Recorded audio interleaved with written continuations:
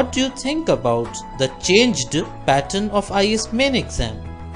See, I hadn't, gathered much information about the change pattern and everything. But when I saw the syllabus, when it was changed, I was going through it, and there's a lot of things which was already there in the syllabus. You basically used to ask them, but now it is there. They have given it in the syllabus itself. Like they have just elaborated it. A small syllabus they have elaborated to, with the inclusion of certain new areas, like which they think that it is important for a person to be a civil servant.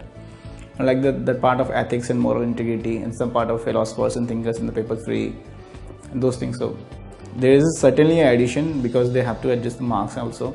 Now it will bring almost all aspirant to a label, to ground where everybody will be almost same.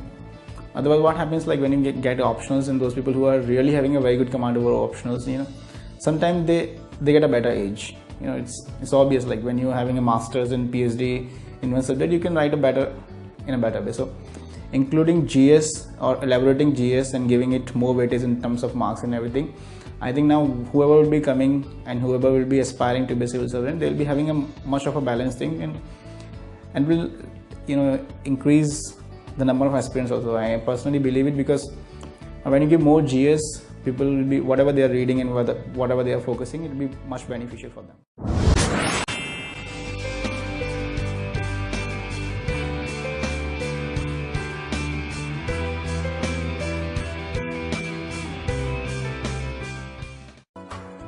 What should be the new strategy for the changed pattern of IAS Main exam? So now the change dynamic says that okay, you have to focus, since GS is having 1000 marks weightage now, so you have to focus more on GS. You have to leave up alone your optional, because there is only one optional now, so you have to focus more on GS and devote lesser time to the optionals. So you have to change, everybody has to change the strategy a little bit differently, according to their comfort with the GS or their comfort with the optional. But I would say that okay, this is the time, or this is the examination now in the current scenario. If you cannot come at par with the other aspirants in the term of general studies, it'd be difficult for you to compete, because there's only 600 and 500 marks for optional on which you can compete. So there's not much weightage in that.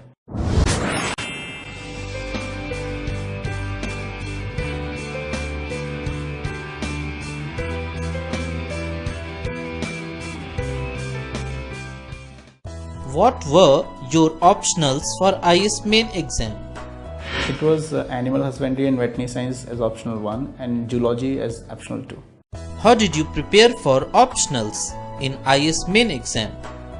I used to follow for animal nutrition. There's a portion about that, D.V. Reddy, and my own notes which I used to prepare during college. And other than that, for andrology I used to read S.B. Saxena. There's one book. For physiology portion, I used to cover from Duke's Animal Physiology. That is one book. And for meat science and everything, B.D. Sharma is there. Actually, there's a long list of books for that. For zoology, I studied it long back when I was in 10+2 and preparing for this, getting into it, all these entrance examination and everything. For zoology, I specifically relied upon one is Kotpal, both invertebrate and vertebrates, and then I was reading Reena Mathur for animal behavior. And there's a small book which is published in Kanyakumari that is called Armugam, and I find it really useful. And they're given everything in a very compiled way, very very concise. You don't have to go everywhere just to get information. They have given everything in a very simple way and a very compiled way.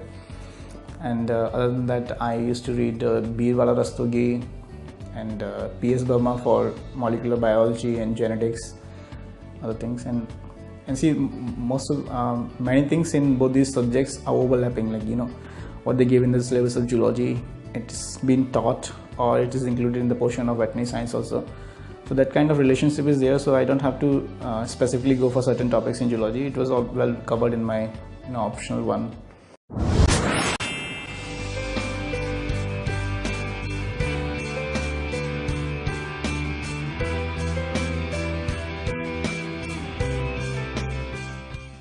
What was your strategy for GS in IAS Main exam?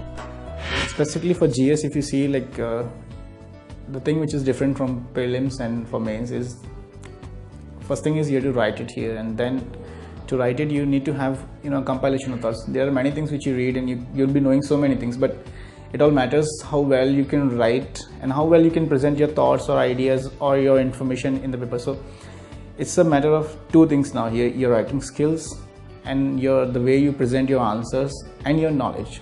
So it's a combination of three things which you have to infuse and get a better coordination of all these three things. So in that matter it is different. In the terms of knowledge, it is not very much different or very much getting information or all those kind. In that matter it's not much different from prelims, but the way you have to reflect it, that matters here. So in that way you have to get more information, you have to go deep, because they used to ask a lot of deeper questions in certain issues and everything. And I think the paper which was this time when the mains paper for GS was much of a kind of opinion based, so to get an opinion you have to have a wide knowledge of different views. Then only you will be able to analyze the thing, okay, what is going on good and everything. And after analyzing that, you have to infuse your own views also, like so. To have a clear thinking on a certain topic, that is what is more important in the current scenario of general studies in UPSC.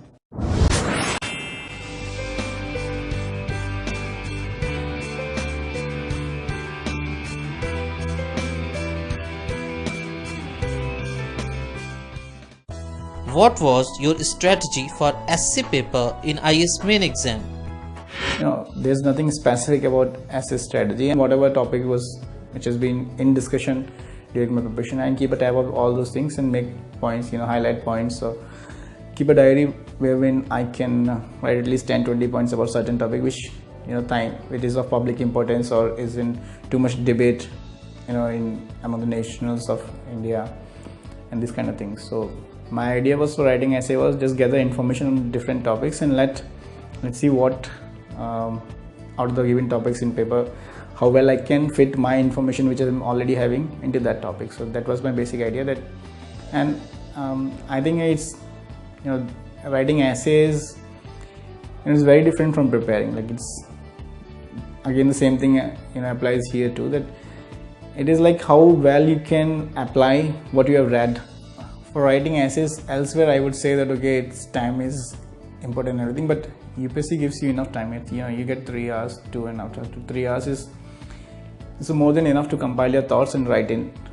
They just ask you, even they say okay, word limit is not an important criteria over there, so writing 1000, 2000 or 3000, like it totally depends. And so it totally depends how well you can plan it. Anywhere, wherever you go, when it is a competitive examination, when you are having a time, but it totally depends on the planning, how well you plan it. So take some time to plan your essay. Do a little rough work about the writings, like which section you will be writing where and how you will proceed about that and all those things. So, but as far as I personally think that okay, time is not a barrier for writing essays in at least UPSC Civil Services main examination.